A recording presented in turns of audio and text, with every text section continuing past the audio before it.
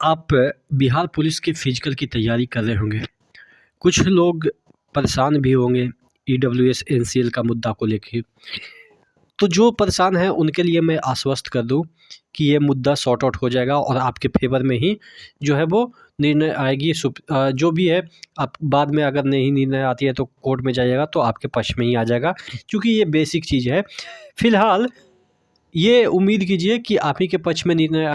NCL और EWS जो certificate का मुद्दा चल रहा है वो आपके पक्ष में आके, यानी कि अभी करंट का भी आपसे एक्सेप्ट कर लिया जाएगा। तो हम बात करने वाले हैं इस वीडियो में कि फिजिकल के बाद क्या आपका कट ऑफ रहेगा। देखिए, जो पीटी रहा उसमें कितना कट ऑफ गया आपको नहीं पता। हो सकता है कि 52 गया होगा, 54 गया होगा, 50 गया होगा, 48 गया होगा। लेकिन जब एक बार सिलेक्शन हो गया तो लोग भूल जाते हैं धीरे धीरे। थोड़ा सा एजिटेशन भी ख़त्म हो जाता है कि हमारा इतना नहीं हुआ तो इसमें ये धांधली हुई है, वो हुई है। लेकिन जिन बच्चों का सिलेक्शन हो गया है वो कितना मेहनत करते होंगे दिन भर में? 1 घंटा 2 घंटा मेहनत करते होंगे, 3 घंटा करते होंगे।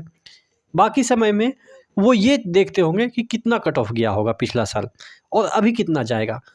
तो उतना अपना कैलकुलेशन भी कर रहे होंगे। जैसे अगर आप रनिंग करते होंगे, कितना मिनट में रन कर रहे हैं, कितना हाइट आप जंप कर रहे होंगे, कितना जो है वो गोला फेंक रहे होंगे, तो आपको कैलकुलेशन में आता होगा। क्योंकि आप भी कैलकुलेट कर सकते हैं कि इतना दूरी फेंक रहे हैं तो इसका मार्क्स कितना मिलेगा, इतना मिलेगा, तो इतना में सिलेक्शन हो रहा है कि नहीं हो रहा है। ये आप अपना रिजल्ट, ये ऐसा रिजल्ट है जिसमें प्रैक्टिस से ही पता चल जाता है कि आपका रिजल्ट होगा कि नहीं होगा, चूँकि आपके कट ऑफ जो है वो ज़्यादा कुछ वेरी करेंगे नहीं। अब देख लेते हैं कि पिछला साल कट ऑफ क्या गया था। पिछला यानी कि 2022 की हम बात कर लेते हैं।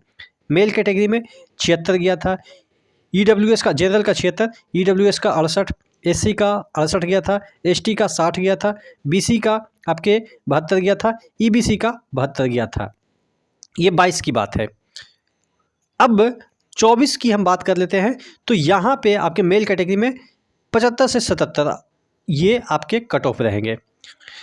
ईडब्ल्यूएस में 65 से 68 के बीच ही कट ऑफ रहेगा। एससी में आपके 67 से 69 के बीच में रहेगा और एसटी में 69 से 61 के बीच में रहेगा। बीसी में आपके 70 से 72 के बीच रहेगा और ईबीसी में 70 से 72 रहेगा।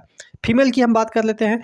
फीमेल 2022 में 74 गया था जनरल में, उसके बाद ईडब्ल्यूएस में 62 गया था, 46 गया था एससी में, एसटी में 50 गया था और आपके 68 गए थे बीसी में, ईबीसी में 60 गया था।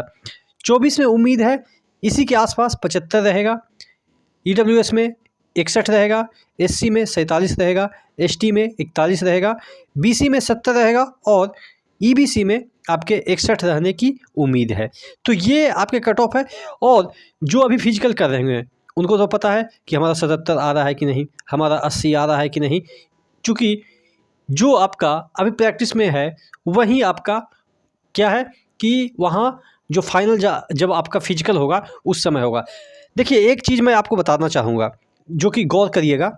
फिजिकल एक ऐसा चीज़ है ना, जो आप प्रैक्टिस कर रहे हैं ना उससे बेटर आप एक्चुअल में देंगे। ये मेरा एक्सपीरियंस है, मैंने भी फिजिकल कई एग्ज़ाम का दिया है।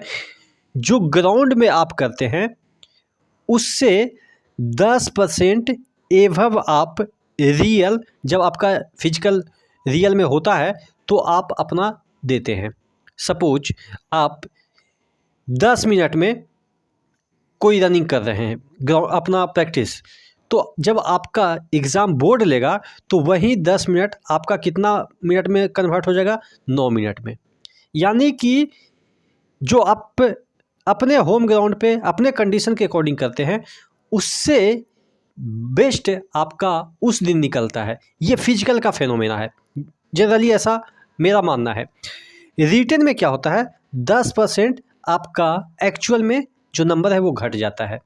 यानी कि रिटन अगर आपने एग्ज़ाम दिया, आप एक मॉक टेस्ट लगाते हैं, अगर सपोज आपका 100 नंबर आ रहा है, किसी पेपर में 120 नंबर का पेपर है या जो भी है, 100 नंबर आ रहा है आपका मॉक टेस्ट में आपके घर में, तो वो जाएगा 90 नंबर आपके एक्चुअल एग्ज़ाम में, ठीक है।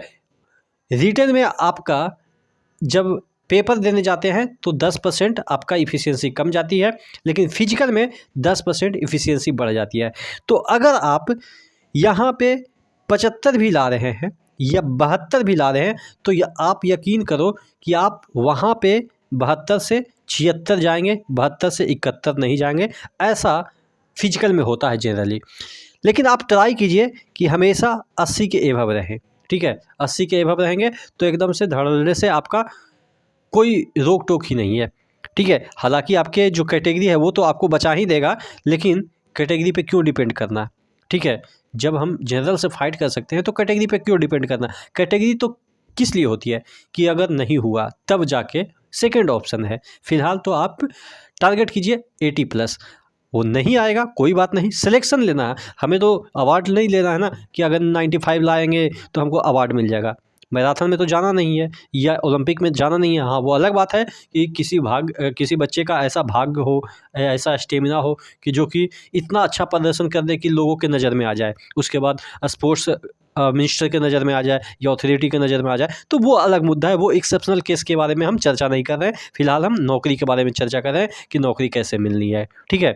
तो आपको अवार्ड वगैरह के चक्कर तो है नहीं, आपका जस्ट आपका सिलेक्शन हो जाए, आपका एक नौकरी मिल जाए। उसके बाद जिस दिन आपने ज्वाइन किया कोई नहीं पूछेगा कि आप कितना नंबर से पास हुए, क्या हुए। 2 साल के बाद आप खुद भूल जाइएगा कि हमने कोई एग्ज़ाम भी दिया था। जैसा मेरे साथ होता है कि कई बार खुद पे हंसी आती है, यार उस समय कितना टफ हुआ करता था कंडीशन, ठीक है। तो ये सब जो चीज़ें हैं आप ध्यान रखिएगा। नेक्स्ट वीडियो मिलते हैं, तब तक के लिए जय हिंद।